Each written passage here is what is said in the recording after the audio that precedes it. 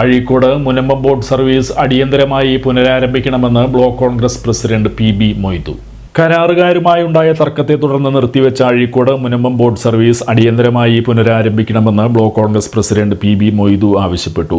Azhikode Munambam boat service ഉടൻ പുനരാരംഭിക്കണമെന്നാവശ്യപ്പെട്ട് മണ്ഡലം Congress committee നടത്തിയ പ്രതിഷേധ ധർണ ഉദ്ഘാടനം ചെയ്യുകയായിരുന്നു അദ്ദേഹം.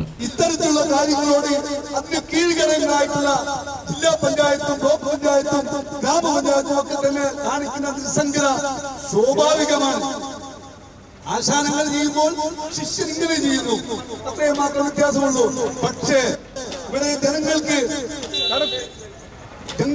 വാഹനങ്ങൾ കൊണ്ടുപോയില്ലെങ്കിലും കടത്തിറങ്ങി അപ്പുറത്തൊക്കെ ഇപ്പുറത്തൊക്കെ പോകുവാനുള്ള എറണാകുളം ജില്ലയെയും തൃശൂർ ജില്ലയെയും ബന്ധിപ്പിക്കുന്ന ഈ പ്രധാനപ്പെട്ട കടത്തിൽ ഒരു ബോട്ടെങ്കിലും അടിയന്തരമായി ഉണ്ടാക്കണമെന്ന് ആവശ്യപ്പെട്ടുകൊണ്ടാണ് ഞങ്ങൾ ഈ സമരത്തിന് ഇവിടെ തുറക്കുന്നത്.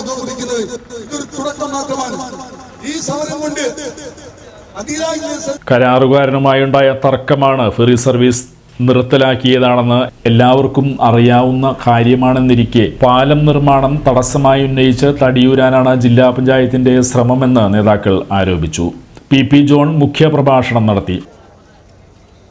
ഇവിടെ സൂചിപ്പിച്ചതുപോലെ 3 പതിറ്റാണ്ടുകൾ നീണ്ട ഒരു ഐതിഹാസികമായ പോരാട്ടത്തിലൂടെ വിവിധ രാഷ്ട്രീയ പാർട്ടികളും അതുപോലെ തന്നെ സന്നദ്ധ സംഘടനകളും നാട്ടുകാരും ഒക്കെ നടത്തിയ വലിയ ഒരു പോരാട്ടം ഈ 2 ജില്ലകളെയും ബന്ധിപ്പിച്ചുകൊണ്ടുള്ള അഴീക്കോട് മുനമ്പം പാലം യാഥാർത്ഥ്യമാക്കണമെന്നുള്ള ആവശ്യം